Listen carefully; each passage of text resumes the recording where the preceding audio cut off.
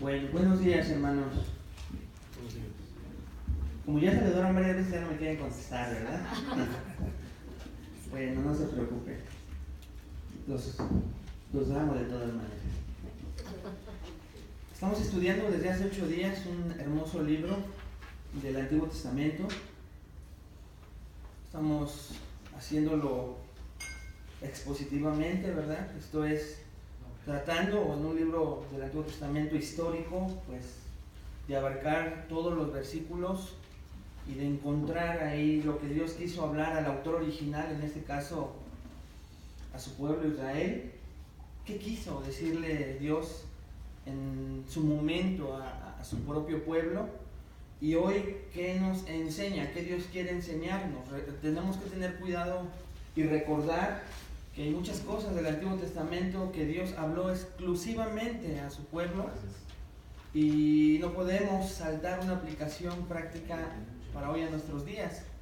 Y quien nos enseña mucho eso es el Nuevo Testamento, ya donde se le habla a la iglesia y a un cristiano salvado, a un cristiano salvo por Cristo. Y el Nuevo Testamento nos da claramente las enseñanzas que tenemos hoy para nuestros días. Y muchas de esas pues vienen del Antiguo Testamento, y a lo mejor alguno dirá y recordará, pero Jesús dijo que no venía a abolir la ley, sino a cumplirla, y eso exactamente fue lo que hizo. Pero hay cosas que Dios indicó a Israel que no son ley, que no eran parte de su ley, sino eran mandatos en la teocracia que él tenía para su pueblo. Recuerden que Israel en un principio no tuvo gobernador, no tuvo rey. Su rey era Dios mismo, y él estableció las reglas de qué quería para santificar y gobernar su pueblo. Entonces, mucho cuidado cada vez que se predica un libro del Antiguo Testamento, precisamente para no interpretar de manera equivocada la Escritura, porque recuerden que una interpretación correcta ha hecho, sin exagerar, que hay alrededor de más de 2.400 denominaciones cristianas hoy en día, por una interpretación que cada uno le quiere dar a la palabra de Dios. Más de 2.400 denominaciones cristianas, por lo cual hay que tener cuidado y hay que hacer lo que dice 2 de Timoteo 2:15, ¿verdad? Procura con diligencia presentarte a Dios aprobado como obrero que no tiene de qué avergonzarse. Y escuchen lo que dice adelante: que usa, que traza bien la palabra de verdad. Muy importante. Hace 8 días vimos la introducción del libro de Esdras, y si ustedes recordarán, quiero recordárselos nada más brevemente el tema principal del libro de Esdras, porque de ahí vamos a partir para abocarnos a ese tema y verlo durante los capítulos siguientes que lo estudiemos. Así que vaya conmigo a Esdras capítulo 1. Hoy vamos a iniciar el estudio de este libro con la introducción que dimos para ampliar el contexto histórico, gramatical del libro, los aspectos importantes que nos enseñaban este tema, que a continuación le voy a recordar. El tema principal del libro de Esdras es la fidelidad de Dios en restaurar a su pueblo por medio de su palabra.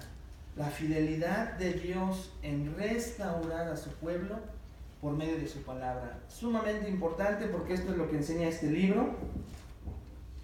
La fidelidad de Dios en restaurar a su pueblo por medio de su palabra. Dios, hermanos, cumple su promesa de regresar a su pueblo Israel a la tierra prometida después de 70 años de exilio, 70 años de esclavitud. Pero lo interesante de esto es que él ya había anticipado esta esclavitud por medio de sus profetas. Pero no solo la esclavitud, sino la exhortación continua a su pueblo de que se arrepintiera de sus pecados, de que se volvieran a Dios. Dios, antes de anunciarles que iban a ser esclavos, que iban a pasar por disciplina durante 70 años, les rogó continuamente a través de los profetas, los diferentes profetas que él escogió levantar, le urgió a su pueblo a volverse a Dios. Le urgió a su pueblo a regresar a la adoración única a Dios. Y nosotros sabemos por todos o muchos de los libros del Antiguo Testamento que Israel hizo caso omiso. Por eso decíamos hace 8 días que en muchas maneras nosotros nos parecemos al pueblo de Israel. Hay avisos de parte de Dios para nuestras vidas. De hecho, muy importante, incluso antes de que tú pudieras estar en un lugar como estos o que alguien te hablara de la palabra de Dios, Dios te avisaba a tu conciencia o a través de alguien, de alguna circunstancia: ya basta, ya detén tu camino de rebeldía, de necedad, de pecado. Lo mismo que Israel, y muchos de nosotros hicimos caso omiso, ¿lo recuerdas? Pero después de ser cristianos, hermanos, nos pasa algo similar de lo que le pasó a Israel. También tenemos ya no profetas en el sentido estricto de lo que significaba ser profeta, pero sí predicadores, maestros, hermanos en la fe que nos avisan de nuestros caminos, nos exhortan a no desviarnos. Y muchas veces hacemos caso omiso. Y Dios, al igual que con Israel, nos dice: oye, si tú sigues en ese camino, te voy a disciplinar. Hebreos, ¿se acuerdan de Hebreos? Hebreos habla de la disciplina de un cristiano. Mateo 18 habla de la disciplina de un hijo de Dios a través de la iglesia. Lo hemos visto en esta misma iglesia. Hemos tenido dolorosamente que ejercer la disciplina de acuerdo a las Escrituras en personas que se obsesionan por la necedad de no seguir las instrucciones de Dios. Pero eso nos marca como una iglesia bíblica. Y de no pensar que porque alguien tal vez pudiera dar mucha ofrenda puede hacer lo que quiera en la iglesia. Claro que no. Pero siempre está el recordatorio de Dios previo a que seamos disciplinados. Y así pasó con Israel. Y si lo leyéramos, o usted que tal vez ya leyó Esdras o ha leído lo que pasó con Israel, a veces es tan fácil, hermanos. Nuestra mente filtra tan fácil que Dios restauró a su pueblo así de rápido, sencillo. Con el solo hecho de pensarlo, lo llevó de regreso a la tierra prometida para levantar los muros de la ciudad, reconstruir el templo, y parece que todo fue muy, muy sencillo, pero no. Todo comenzó, la disciplina de Dios comenzó desde el año 931 a.C., cuando decíamos hace 8 días que en el reinado de Roboam, hijo de Salomón, Israel se divide y 10 tribus son denominadas la tribu del norte, el reino del norte, y otras 2 tribus son denominadas el reino del sur. Benjamín y Judá eran el sur, y las otras 10 tribus conformaban el reino del norte. En el 931 se dividen, se separan, cada uno toma su propio camino, o cada uno de ellos decide quedarse Judá con Benjamín y las otras 10 juntas. Y en el año 722, Dios juzgó el pecado primeramente de las 10 tribus llamadas de Israel o el reino del norte a través de los sirios. Los sirios conquistaron esas 10 tribus en el año 722.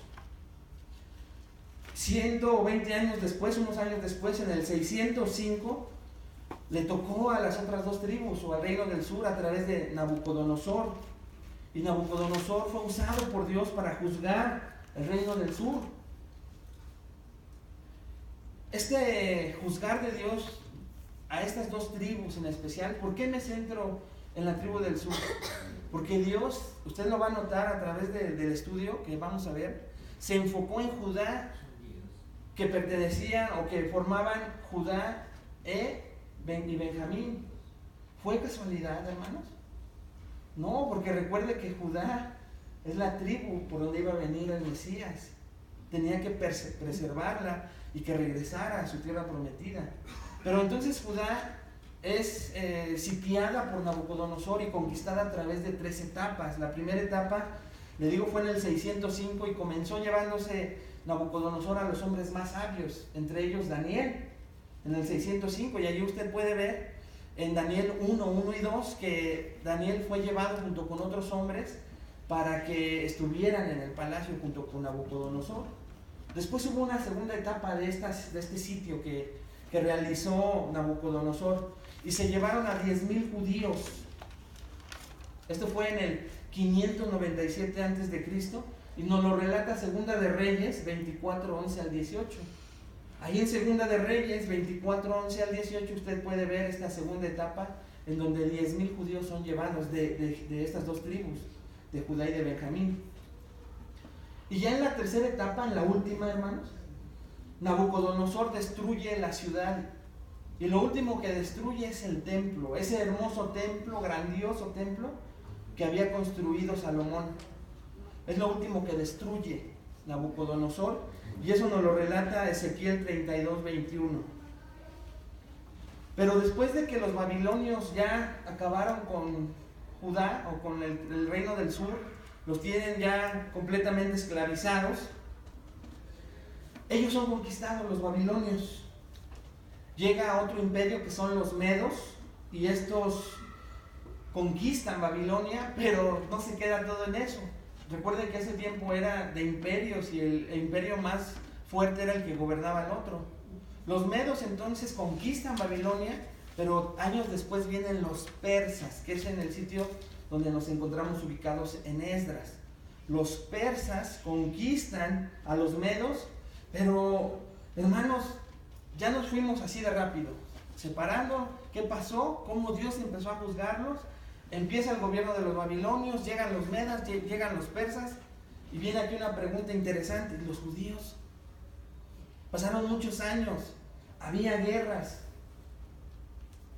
Escuche lo que le voy a decir a continuación. Dios estaba en medio de todas estas guerras, preservando a su pueblo. Lo estaba cuidando. No fue tan fácil como de que, voy a despertar a Ciro, rey de los persas, y me lo voy a... No. Y eso es lo que tenemos que entender. Que esto en realidad lo leemos y parece bien fácil. Que Dios regresa a su pueblo, a la tierra prometida, a restaurar la ciudad y el templo. Pero fíjense cómo no lo entendemos muchas veces como es en realidad. Porque cuando nosotros nos encontramos en una situación en donde áreas de nuestra vida han sido destruidas por negligencia, por apatía, por descuidar nuestra relación con Dios, por descuidar nuestra vida cristiana, no es tan fácil, ¿verdad? Por eso tenemos que tener cuidado en revisar que esto no fue algo mágico que hizo Dios. Pasaron muchísimas cosas: sangre, esclavitud, dolor, pobreza de parte de Israel. La disciplina no es un juego.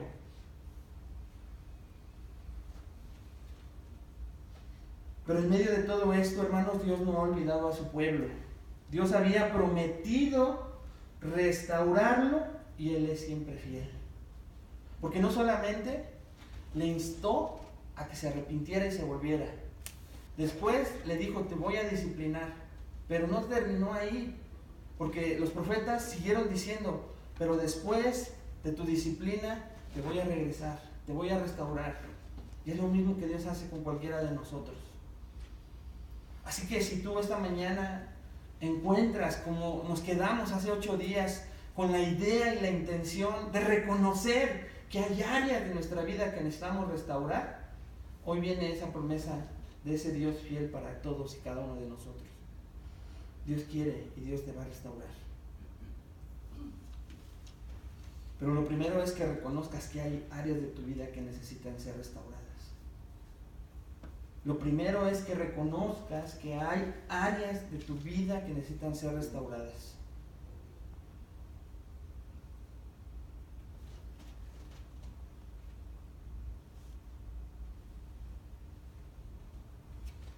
Cuando llegamos a Esdras 1, versículo 1, y ahorita le vamos a dar lectura a todo esto, empezamos leyendo inmediatamente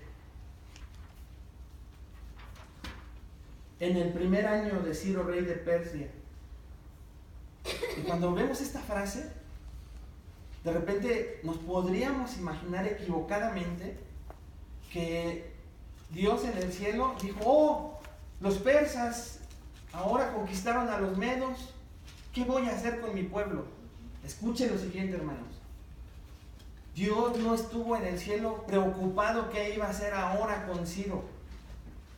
Dios no dijo, ay, plan B, ahora que Ciro ya está en el reino gobernando todo el mundo o a los alrededores, ¿qué voy a hacer con mi pueblo? No, Dios lo tenía todo listo y preparado, todo bajo control. No crea que Dios está tronando los dedos de ver cómo ahora los persas conquistan a los medos y su pueblo está en medio de todas estas guerras. No, Dios está bajo control de todo. De hecho, Él lo profetizó.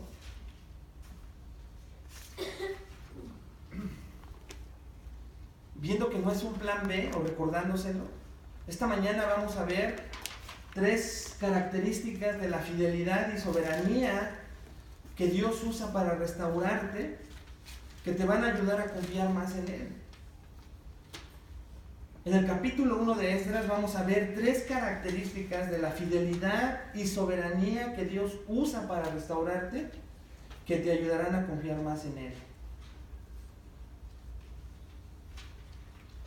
Estas 3 características de estos 2 atributos de Dios, porque Dios es fiel y soberano, las vemos, o la número 1 es que Dios usó un rey pagano para restaurarlo. Vamos a ver en Esdras 1 del 1 al 4. Número 2, Dios usó a su propio pueblo para restaurar, versículos 5 y 6 de Esdras 1. Y la tercera característica de la fidelidad y soberanía que Dios usó para restaurar a Israel o para restaurarnos a nosotros es que Dios usó los utensilios de su casa para restaurar. Esdras 1 del 7 al 11.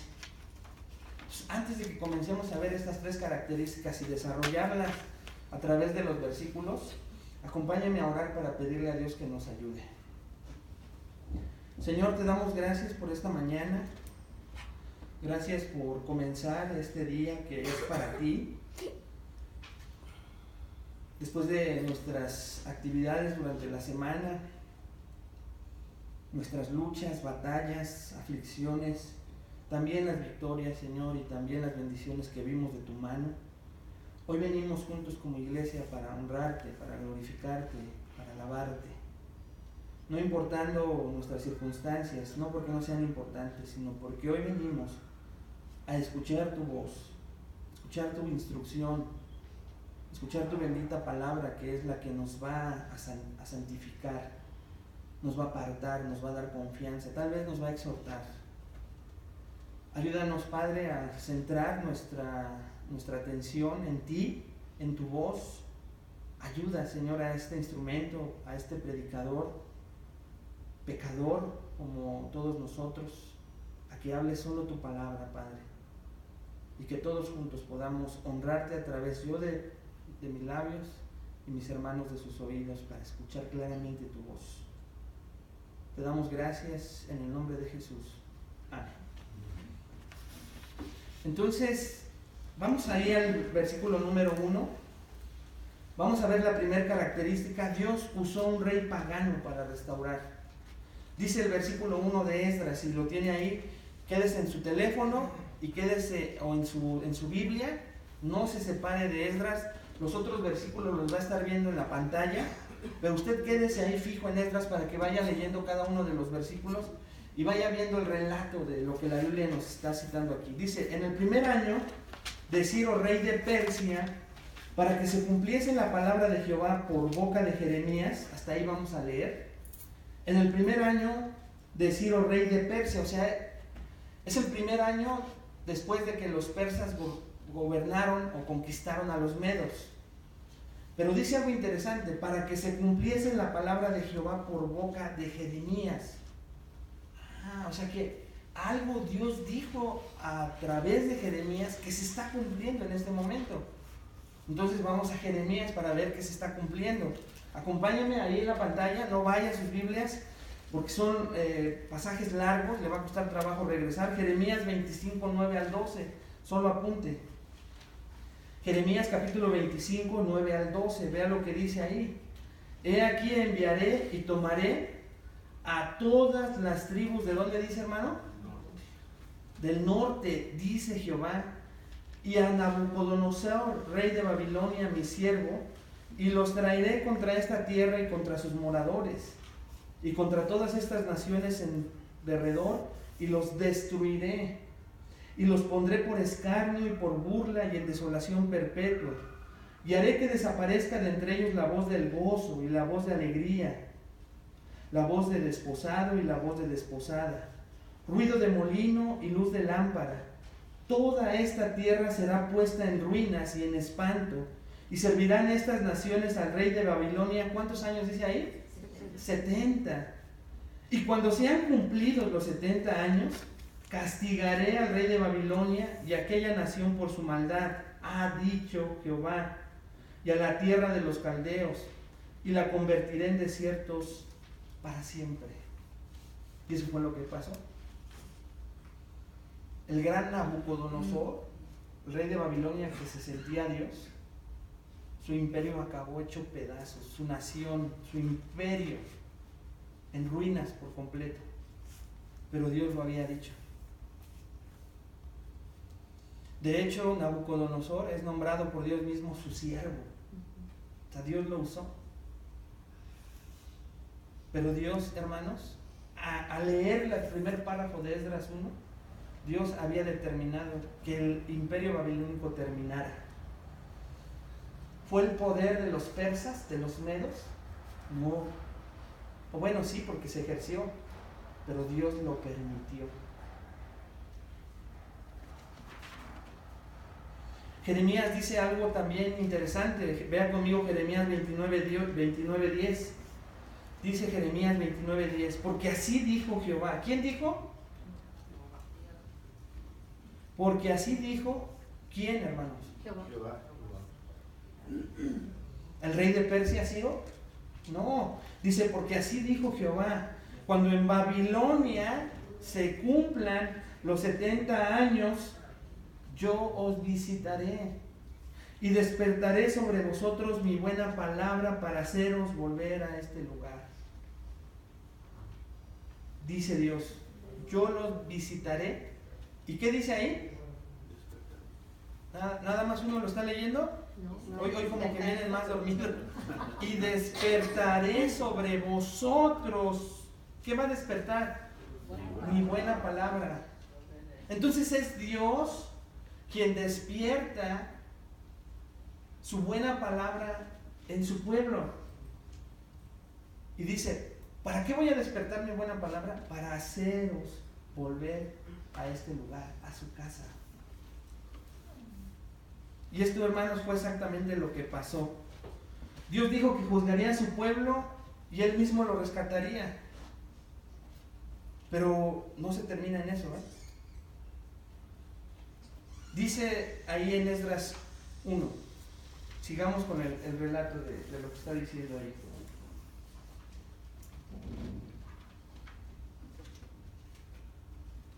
Para que se cumpliese la palabra de Jehová por boca de Jeremías. Ahí nos quedamos. Dice, despertó Jehová el espíritu de Ciro, rey de Persia, el cual hizo pregonar de palabra y también por escrito por todo su reino, diciendo, vamos a terminar nada más el versículo 1.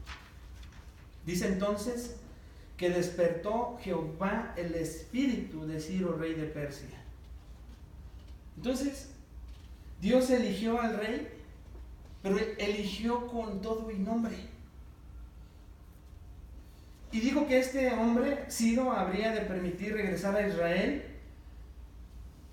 Y ese rey lo iba a establecer Dios mismo. Dios iba a permitir que ese rey llegara a ser el más importante de la tierra. Pero, ¿qué cree, hermano? Otra vez vamos a ir a pasajes donde nos vamos a dar cuenta que Dios planeó todo. Dios lo planeó todo. Vea conmigo, por ejemplo, le decía yo hace un rato que Dios no tomó por sorpresa la cautividad de Israel y dijo, ¿ahora qué voy a hacer? ¿Qué hago? Está Ciro, voy a despertar en él mi voluntad. No, hermanos. Él ya lo había planeado todo. Vea conmigo Isaías 44, 26, 28. Isaías 44, 26, 28. Dice, yo, el que despierta la palabra de su siervo, y cumple el consejo de sus mensajeros, que dice a Jerusalén: serás habitada, y a las ciudades de Judá reconstruidas serán, y sus ruinas reedificaré. Que dice a las profundidades: secaos, y tus ríos haré secar. Vea el versículo 28. Que dice de Ciro: es mi pastor, y cumplirá todo lo que yo quiero. Al decir a Jerusalén: serás edificada, y al templo serás fundada. Aquí viene lo sorprendente, hermanos.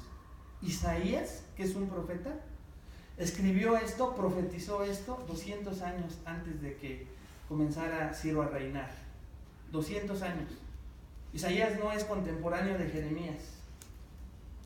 Pero aquí dice 28. ¿Qué dice de quién? El versículo 28.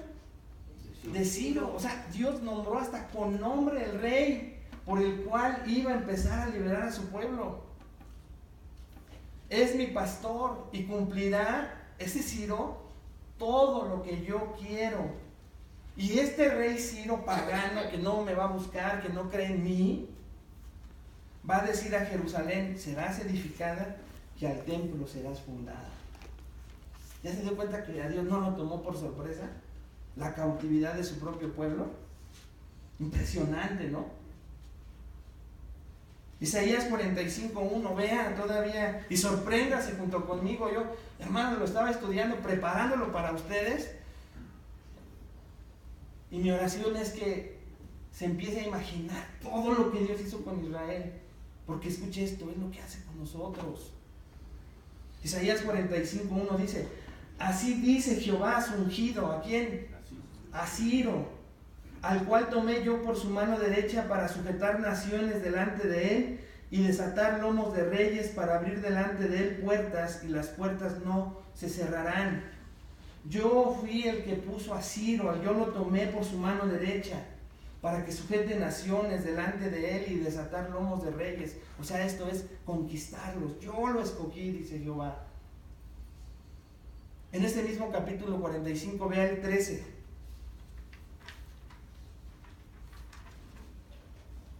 Yo lo desperté en justicia y enderezaré todos sus caminos. Vea, hermano, lo que dice Dios. Él edificará mi ciudad y soltará mis cautivos, no por precio ni por dones, dice Jehová de los ejércitos. O sea, no van a pagar nada. Yo le voy a decir a este rey Ciro que lo suelte, y él lo va a hacer porque yo lo digo, dice Dios. Hermanos, ¿qué plan ven y qué nada? ¿Se da cuenta? Dios tendría todo bajo control, ¿lo ve? ¿Lo alcanza a ver? Cientos de años antes Él tenía todo bajo control. 200 años antes, Isaías estaba profetizando de lo que iba a pasar. Y como le dije hace un rato, no solo profetizó que un rey llegaría, sino que le dijo qué rey, y lo nombró y dijo: Ciro. Y otra vez todo parece tan fácil, pero se imagina todo lo que sucedió para que Ciro llegara a ser rey de Persia. Tuvo que nacer. Después de nacer, crecer con sus papás. Después madurar, ir al ejército. No sabemos si tenía ya el deseo, si tenía sangre de la realeza. No sabemos, hermanos. Pero quien sí sabía fue Dios, porque Dios guardó toda la vida de Ciro para que un día llegara al reino. Aunque Ciro era un pagano que rechazaba a Dios. Te le digo que parece tan fácil, ¿no? Ciro, rey, en el año primero lo de Ciro, rey de... No, Ciro fue guardado por Dios también, porque Dios lo iba a usar. Impresionante. ¿Qué podemos aplicar a este primer punto? O a este primer punto que acabamos de ver, que sí, Dios empieza. Versículo 1, no hemos avanzado más. Acabamos de ver el versículo 1. ¿Qué podemos aplicar a nuestra vida, hermanos? Escuche, nada sorprende a Dios. Nada de lo que sucede en nuestras vidas, a nuestro alrededor, nada lo sorprende a Dios. Nada. Escuchen, hermanos. A Dios no lo sorprende ni tu enfermedad, ni el conflicto en tu familia, ni el conflicto que pudiera o hubo aquí en la iglesia o en otra, ni el conflicto en tu propio corazón. Nada le sorprende a Dios. El conflicto que tú pudieras tener hoy en este día sentado, sentada grande así, que pareciera, no sorprende a Dios. ¿Cuántos lo creen? Él ha planeado todo antes de la fundación del mundo para cumplir, escucha esto, para cumplir su plan en ti. Si no creemos esto, hermanos, estamos perdidos.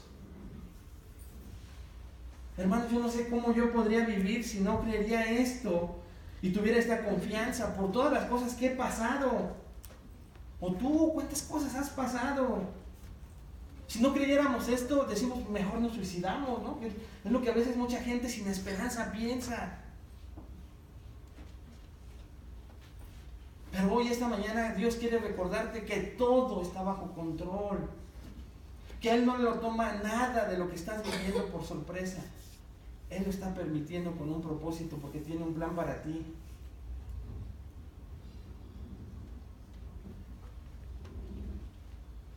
El problema, hermanos, es que muchas veces creemos que Dios tiene todo bajo control solo en la mente, pero no en el corazón, no en la voluntad. Y muchas veces desfallecemos por pensar que Dios nos ha olvidado, ¿no es cierto? ¿A quién le ha pasado y ha pensado que Dios le ha olvidado? Nada más a mí. Escuchen, dijo hace rato el pastor, no es que sea un estilo de vida, pero que alguna vez nos haya pasado. No vamos a crucificar al que pueda ser sincero y diga alguna vez me ha pasado. No va a pasar nada, es nuestra naturaleza, que no conocemos a Dios.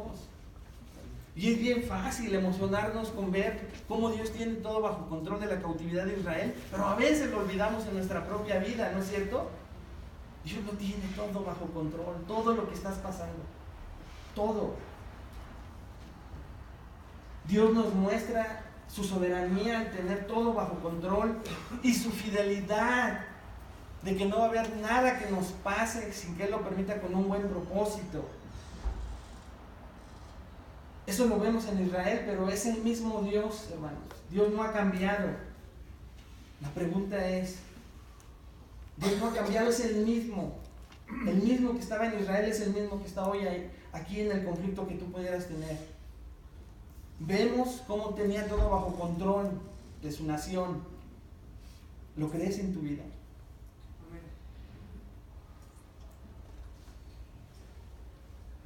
Hermanos, no solamente entonces Dios escogió a este Ciro y vimos que ya todo lo tenía planeado, sino que Dios planeó, después de poner a Ciro, planeó mover su corazón.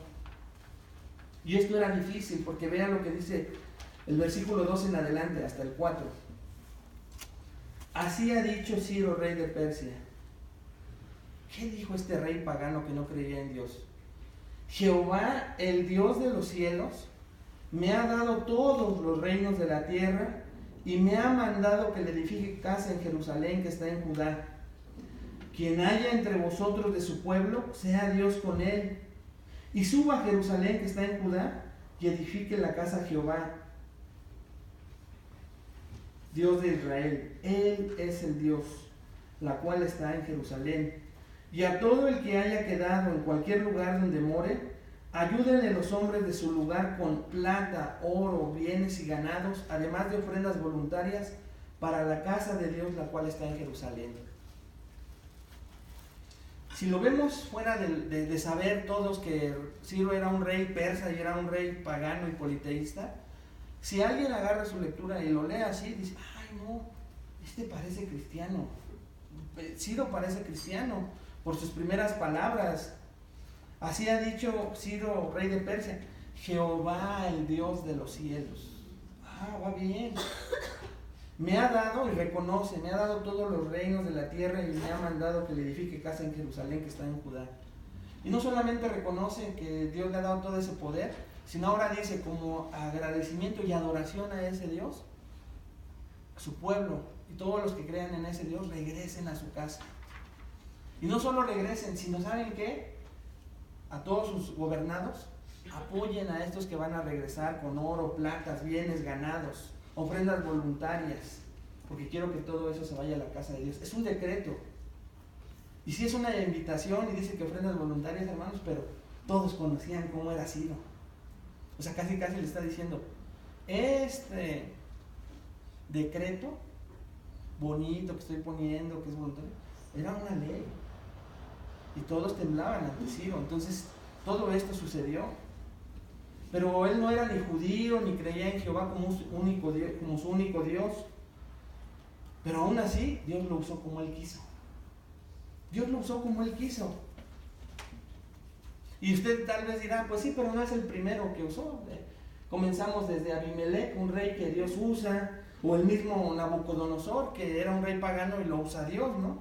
A muchos reyes los ha usado Dios. Pero el error, como le decía, es pensar que él parece que es un hijo de Dios, por la manera en que habla de Jehová, el Dios de los ejércitos. Pero él continuamente, aquí lo dice 2 veces, dice, el Dios que está en Jerusalén, y esto nos da idea de que no era cristiano. O sea, el Dios de los judíos que está en esa tierra de Jerusalén. Y con esa frase, él está diciendo, no mi Dios. Pero algo que nos da un poquito más de idea de qué pensaba Ciro, es un cilindro que se llama el cilindro de Ciro, que encontraron los arqueólogos, donde él relataba o registraba los acontecimientos de su reinado. Y un comentarista, Paine, dice algún fragmento de lo que encontraron en ese cilindro. Vea usted lo que él pensaba, ponga mucha atención del pensamiento de Ciro. Dice, la política de Ciro de cooperar en las religiones locales y de ayudar a que regresaran del exilio ha recibido confirmación arqueológica explícita de las inscripciones mismas del rey, de la cual el siguiente es un extracto.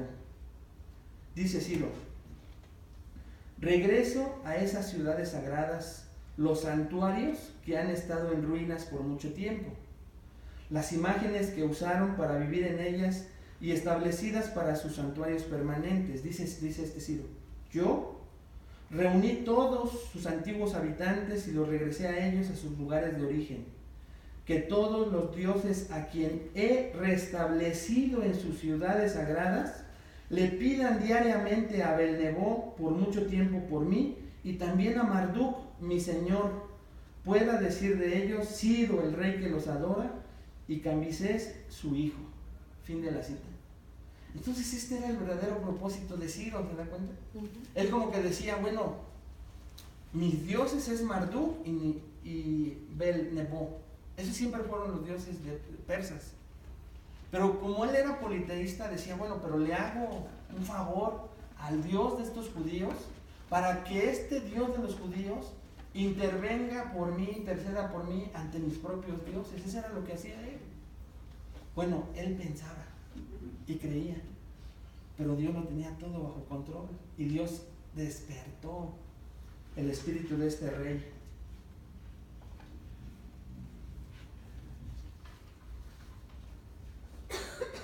Otra marca que nos pudiera ayudar a saber cómo Dios despertó el espíritu de este rey es un personaje del cual vamos a hablar más adelante, pero muchos de los comentaristas coinciden, hermano, en que Daniel pudo haberle mostrado a Ciro lo que había profetizado tanto Isaías como Jeremías, que ya vimos.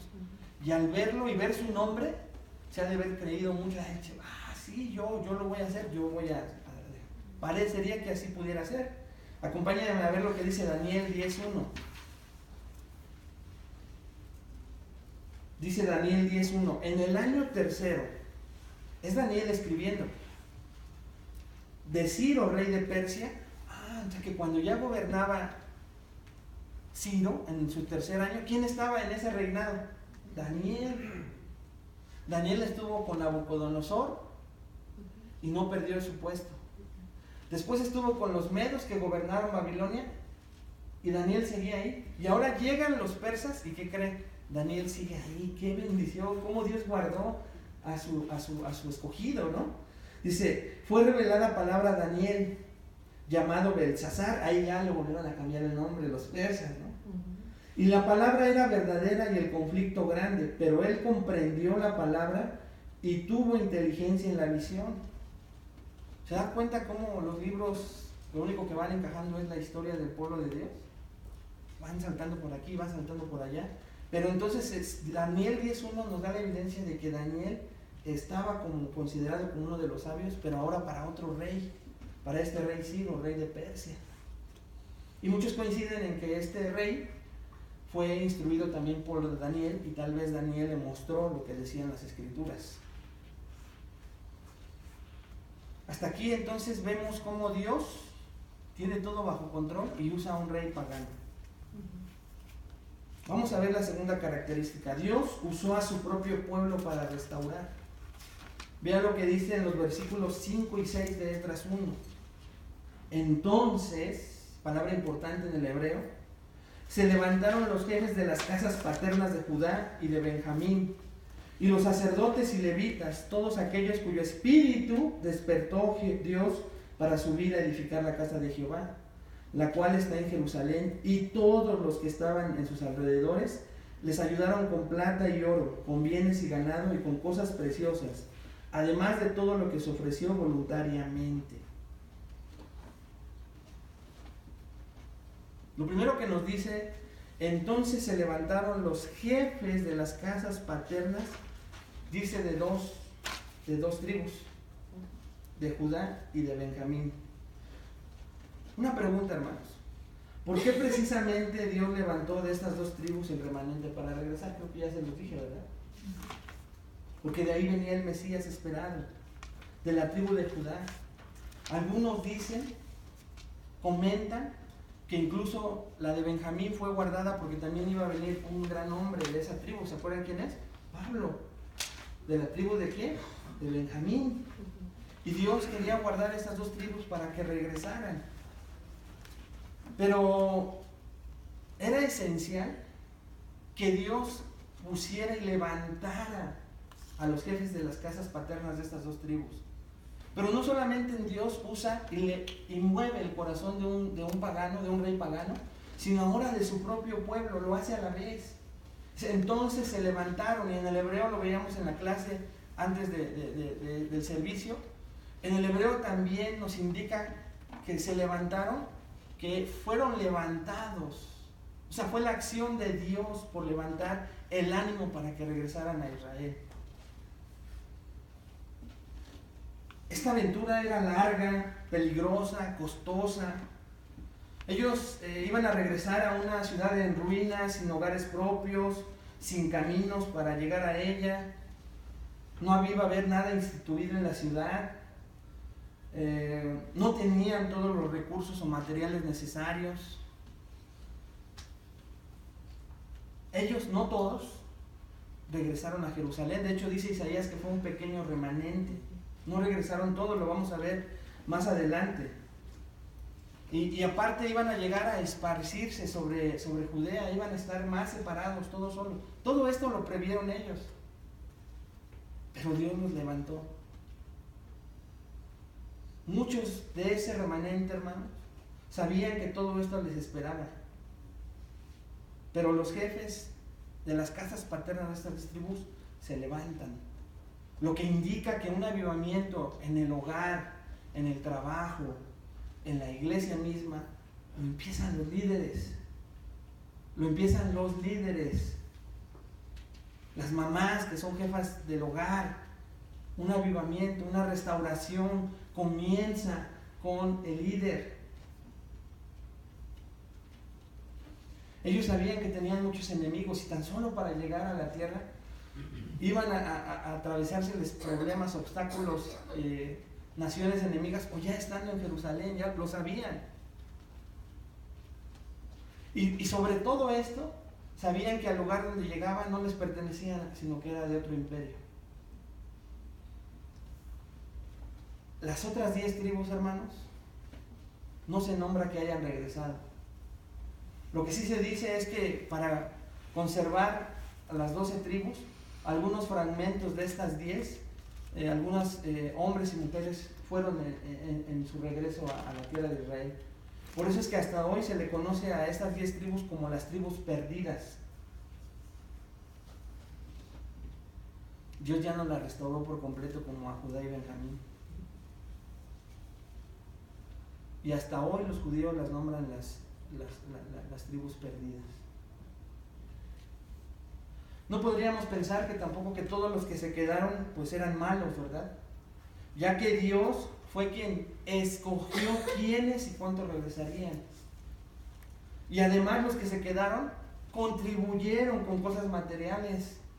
Estos no fueron, pero enviaron, apoyaron a ese pequeño remanente que regresó y también fueron movidos por Dios mismo, como lo dice en el Nuevo Testamento Filipenses 2:13. ¿Se acuerdan de Filipenses 2:13? Dice, porque Dios es el que en vosotros produce así el querer como el hacer por su buena voluntad. Es Dios quien produce en nosotros.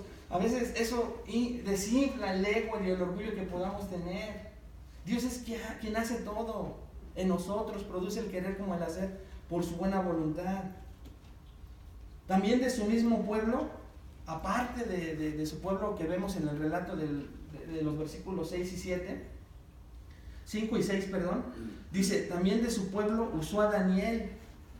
Acompáñame a ver Daniel 9:1 al 4. Esto es impresionante también, hermanos. Bueno, pero Daniel ni aparece aquí, ¿por qué lo nombras? Vean lo que vamos a ver en Daniel. Daniel 9:1 al 4 dice, en el año primero de Darío, hijo de Asuero, de la nación de los Medos. ¿Quién está gobernando aquí ahora? Medos. Daniel es llevado por Babilonia y Nabucodonosor. Pero ahora aquí se nombra a Darío, hijo de Asuero de los Medos. O sea, ya los Medos gobernaron Babilonia, ¿ya se dio cuenta? Ya hace rato leímos en el año tercero de Ciro, rey de Persia. 3 reinos diferentes y Daniel sigue intacto como profeta de Dios. Impresionante. Bueno, dice, de la nación de los Medos, que vino a ser rey sobre el reino de los caldeos, en el año primero de su reinado. Fíjese lo que dice Daniel. Yo, Daniel, miré atentamente. ¿Qué miró atentamente, hermanos? En los libros, el número de los años que habló Jehová el profeta. ¿Cuál profeta? Jeremías, que habían de cumplirse las desolaciones de Jerusalén. ¿En cuánto tiempo? 70 años. Entonces, en el tiempo de los Medos, antes de que llegara Ciro, Daniel atentamente ve los libros y ve Jeremías, la profecía de Jeremías. Pero él dice que ya está por cumplir de los 70 años. Y al darse cuenta de que se iban a cumplir, él podía haberse quedado y decir, ya va a llegar, qué bueno, se va a cumplir la palabra de Dios, yo profeta de Dios lo creo, me voy a poner a surcir mis prendas, a bolear mis zapatos, sus sandalias, ¿verdad? No, o cualquier otra cosa, no, vean lo que hizo. Versículo 3. Y volví mi rostro a Dios, el Señor, buscándole, ¿qué? ¿Cómo, hermano? En oración y ruego, en ayuno, silicio y ceniza. Lloré a Jehová mi Dios e hice confesión diciendo, ahora, Señor Dios grande, digno de ser temido, que guardas el pacto y la misericordia con los que te aman y guardan tus mandamientos. Y es solo el comienzo de la oración.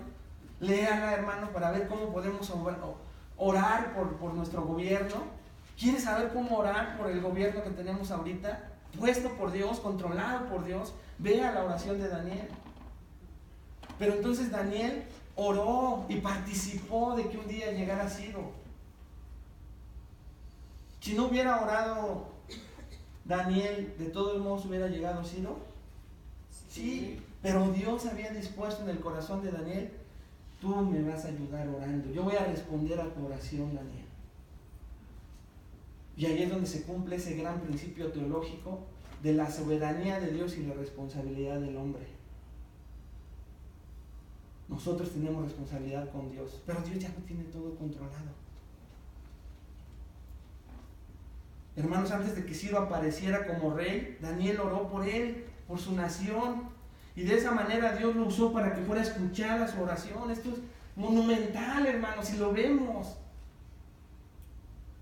Dios usó y contestó el clamor de Daniel sobre algo que él ya había decretado, ¿se da cuenta?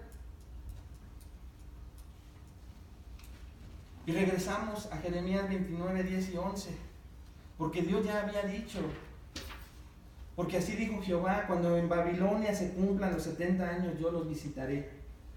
Y despertaré sobre vosotros mi buena palabra para haceros volver a este lugar, porque yo sé los pensamientos que tengo acerca de vosotros, dice Jehová. Pensamientos de paz y no de mal, para daros el fin que esperáis. Ese versículo 11, ¿cómo lo usamos?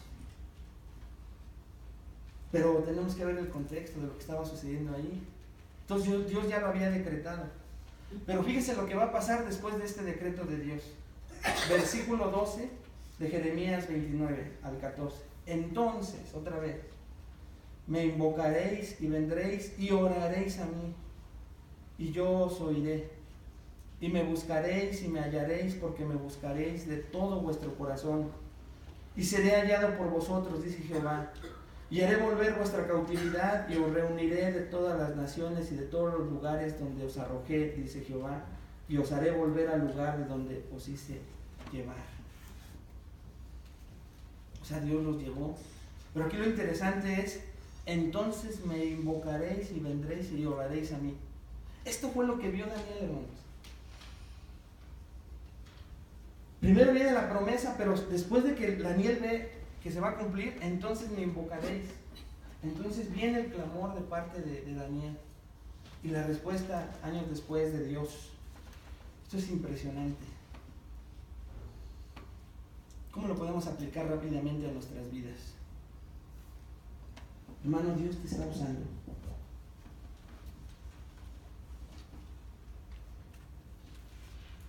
Dios te está usando como instrumento para restaurar la vida de otro hermano. O si notas que ya muchos o algunos no vienen, que tiene tiempo que no vienen, y se lo comentas al pastor, a nosotros, pero tú estás siendo instrumento para tú llamarles. Dios te está usando como su pueblo para la restauración de otras vidas. O en el otro lado, dejas que los instrumentos de Dios trabajen con tu vida. ¿Atiendes las indicaciones de los instrumentos de Dios para restaurar tu vida?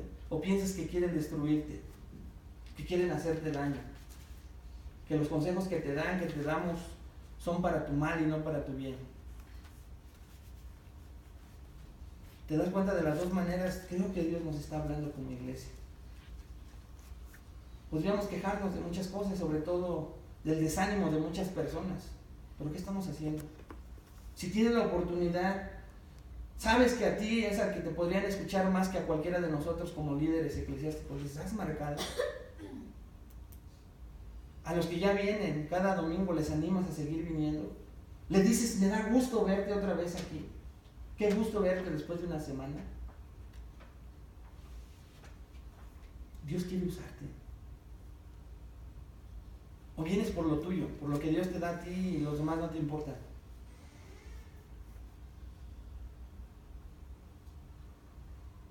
¿Te das cuenta cómo tenemos gran responsabilidad, incluso de restaurar nuestra propia iglesia?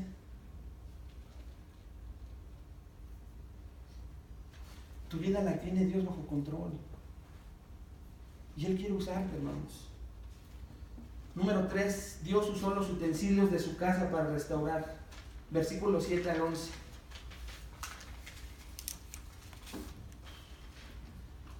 Dice el versículo 7 al 11: y el rey Ciro sacó los utensilios de la casa de Jehová que Nabucodonosor había sacado de Jerusalén, y los había puesto en la casa de sus dioses.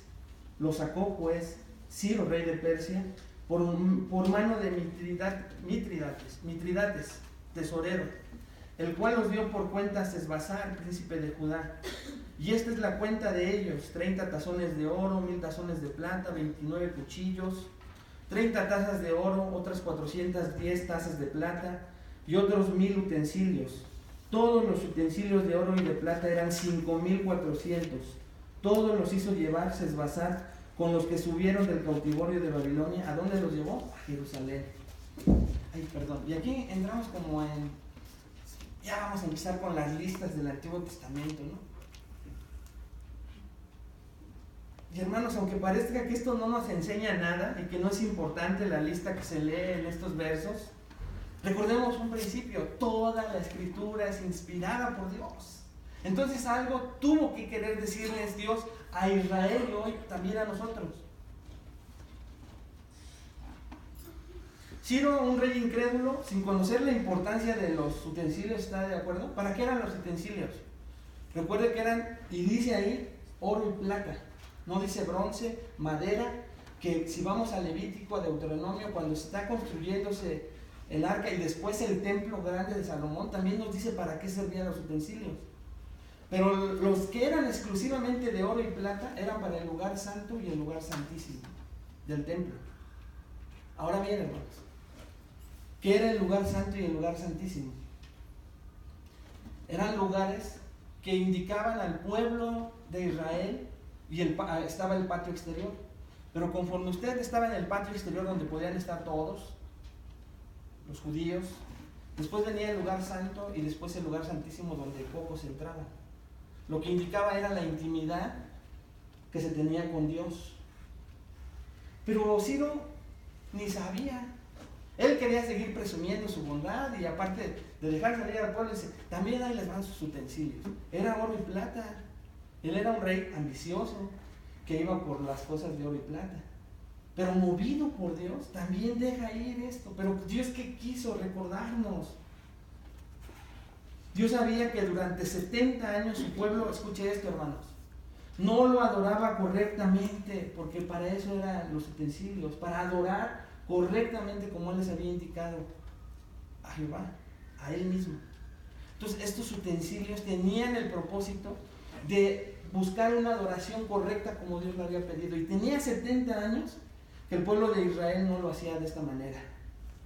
Y lo que está haciendo Dios, escucha, hermano, es regresar a su casa destruida en ruinas los utensilios para que su pueblo comenzara a adorarle correctamente como tenía muchos años no lo hacía.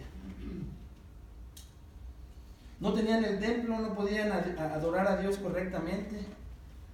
Ya están regresando y no hay templo. Ellos podrían haber pensado que la tarea era comenzar todo de nuevo para adorar a Dios, pero Dios en su misericordia y soberanía regresa, no unos nuevos utensilios. Dice, bueno, allá los hacen. No. Regresa los mismos utensilios con los que antes adoraban a Dios. Escuche, porque es símbolo de que es al mismo Dios al que van a adorar. Para que ustedes sepan, pueblo de Israel, que soy yo, Jehová de los ejércitos, el mismo al que adoraban, el que los va a libertar. Yo voy a poner en Ciro que regresen los utensilios con los que me adoraban correctamente para que lo vuelvan a hacer. Entonces, hermanos, es el mismo pueblo, el mismo Dios, los mismos utensilios y por ende la misma adoración que pide Dios. Ciro, como les digo, no tenía por qué entregarlos, pero Dios despertó su corazón. En otras palabras, hermanos, era la voluntad de Dios que así fuera y así lo hizo. Jeremías también profetizó el regreso de estos utensilios para que nos sigamos sorprendiendo de que no se le ocurrió a Dios en el momento, ay, como te robaste el oro y los utensilios también van de regreso. No, ya estaba profetizado desde antes también, porque lo que le importaba a Dios era la adoración que su pueblo le daba. Vea conmigo, por favor, Jeremías 27, 19 al 22 y voy terminando. Jeremías 27, 19 al 22. Nuevamente comienza con esa gran frase del hebreo del Antiguo Testamento que vamos a ir explicando poco a poco durante nuestro estudio. Porque así ha dicho Jehová de los ejércitos acerca de aquellas columnas del estanque, de las basas y del resto de los utensilios que quedan en esta ciudad, que no quitó Nabucodonosor, rey de Babilonia, cuando transportó de Jerusalén a Babilonia a Jeconías, hijo de Joacim, rey de Judá, y a todos los nobles de Judá y de Jerusalén. Así pues ha dicho Jehová de los ejércitos, Dios de Israel, acerca de los utensilios que quedaron en la casa de Jehová y en la casa del rey de Judá y en Jerusalén. Fíjese lo que dijo Dios, versículo 22. A Babilonia serán transportados y ahí estarán hasta el día que yo los visite, dice Jehová, y después los traeré y los restauraré a este lugar. Hasta de esos pequeños detalles, hermano. hasta de esa lista que pudiéramos volver a leer, y esos 1500, y esos 410, y esos 2000, y esos 4000. Dios quería recordarle a su pueblo que lo primero que quería restaurar era su relación con su propio pueblo. ¿Cómo podemos aplicar estas grandes verdades? Que Dios usó un rey pagano, que Dios usó a su propio pueblo y que Dios usó los utensilios para restaurar a Israel. ¿Qué nos podrá decir a Dios esta mañana? Como le dije hace un rato, hermano, Dios lo tiene todo bajo control. Lo ha visto durante los 3 puntos que vimos del capítulo 1. Dios lo planeó todo. Dios lo predijo desde de años antes. Y escuche esto, porque tenía un plan perfecto para Israel y restaurar su vida, para llevarlo a la tierra prometida. Y usted y yo no somos la excepción. Cualquier cosa, hermano, que pase, como dije, cualquier conflicto en su interior, cualquier conflicto fuera de usted, Dios lo tiene bajo control. De hecho, Dios también ya lo sabía que iba a pasar. Tiene un propósito bueno en que usted tal vez esté sufriendo, en que esté en un hábito tal vez esclavizado. Tal vez, como dijimos hace 8 días, tiene que restaurar su relación con Dios, porque ya no lo ama como antes, ya no lo adora como antes, ya no se congrega como antes, y eso necesita ser restaurado. Tal vez una relación necesita ser restaurada, tal vez usted lastimó o lo lastimaron demasiado. Dios lo tiene bajo control. La pérdida del trabajo, la pérdida de un ser querido, Dios ya la había determinado. Todo lo tiene bajo control con un propósito perfecto. No lo dude. Pero tampoco dude que Dios va a usar a su propio pueblo para empezar a restaurarlo. Hermanos, no hay cristianos solitarios. Usted no se va a restaurar por sus propios medios. Lo ha hecho y lo único que ha hecho es endurecer su corazón, engrandecer su soberbia cada vez que lo ha hecho. Se ha sentido que usted puede todo, que a pesar de haber sufrido tanto, usted ha podido solo sin Dios. ¿Cuánta gente hay allá afuera que cree eso? Pero a nosotros nos pasa exactamente lo mismo. Y no debemos de correr ese riesgo. Dios va a usar a su pueblo, va a usar esta iglesia para restaurarle. Déjese guiar, no sea parte de la iglesia, no sea parte del consejo, no sea parte de los estudios. Porque el único medio con el que Dios va a restaurar es su bendita palabra. Predicada, enseñada, aconsejada. Si no es la palabra, van a ser sus propios medios. Y el camino hacia esos propios medios es orgullo, soberbia, ser sabio en su propia opinión y cada vez más, aunque usted diga que no, alejarse de depender de Dios y cada vez más de usted mismo. ¿Cómo está restaurando las áreas de su vida? ¿Por sus propias fuerzas? ¿A su manera? ¿Ve que otros lo hacen? Sé el instrumento para decirles, regresa a la casa de Dios, ve a la iglesia, congrégate. No sea espectador, hermano.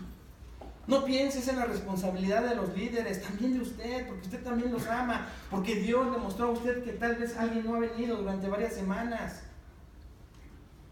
No solo es el heraldo de ir a decirle al líder, háblele usted, ámelo usted. Y por último, hermanos, así como Dios usó sus propios utensilios para recordarles que era el mismo Dios, urge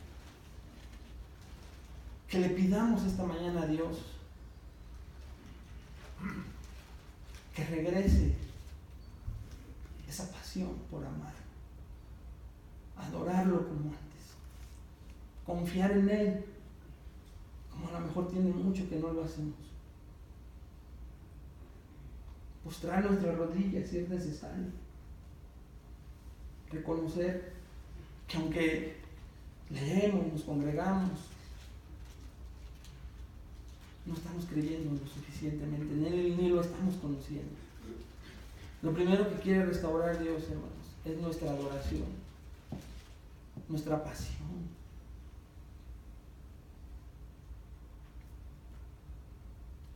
Vamos a orar. Padre, te damos gracias. Gracias, Señor, por ver cómo tu fidelidad y tu soberanía manifestados en este estudio nos enseñan que nada de lo que nos sucede a nosotros sale de tu perfecto control. Perdónanos las veces que hemos pensado que te has olvidado de nosotros. Perdónanos las veces que, siendo negligentes en algún área de nuestra vida, nos hemos tenido que ver disciplinados como tu pueblo lo fue, Señor. Gracias por tu amor y tu misericordia. Porque tú, Señor, no solamente prometiste la esclavitud, la disciplina, el exilio, los problemas, los conflictos, sino también el restaurarnos. Y lo has hecho, Señor. Por eso estamos aquí, por tu infinita misericordia y amor. Gracias por este recordatorio a través del ejemplo de Israel que nos ayuda a confiar plenamente en ti. Enséñanos, Padre, y permítenos creer firmemente que nada de lo que sucede en nuestras vidas, en nuestra colonia, en nuestro país incluso, sale fuera de tu control. Que nos ayudes a ser mejor esos instrumentos y no nos distraigamos en pensar que el control lo tiene Satanás, el control lo tienen los gobernantes, el control lo tienen los incrédulos, tantas cosas en las cuales nos distraemos para no ejercer, Señor, que tú nos quieres usar. Y que así como levantaste el espíritu de las casas paternas de Judá y Benjamín, hoy tú nos levantes a nosotros, Señor, en el nombre de Jesús, para reanimarnos, para, Señor, reanimar nuestra comunión contigo, para animar a otros, para buscar a otros, Señor, para ser instrumentos, para postrarnos, para orar por ellos, para hacer llamadas, para invitar cafés, para hacer lo que tengamos que hacer, Señor, que es nuestra tarea, como lo vemos que tú hiciste en tu propio pueblo. Y que, Señor, esta semana nuestra adoración comience a ser restaurada. Que empecemos a confiar, a platicar, a leer, a orar, a estar en tu presencia, como hace, Señor, no 70 años como el pueblo de Israel, sino como hace algún tiempo. No lo hacemos y tú quieres restaurar primeramente nuestra relación contigo. Que ninguno aquí, Señor, sea soberbio. Que ninguno aquí piense que está en la plenitud de esa comunión contigo, porque nunca terminaríamos de conocer. Sino que todos nos vayamos confortados y confrontados con la necesidad de comenzar a adorarte, como tiene tiempo no lo hacemos. Te pedimos todo esto en el nombre de Cristo Jesús. Amén. Dios le bendiga.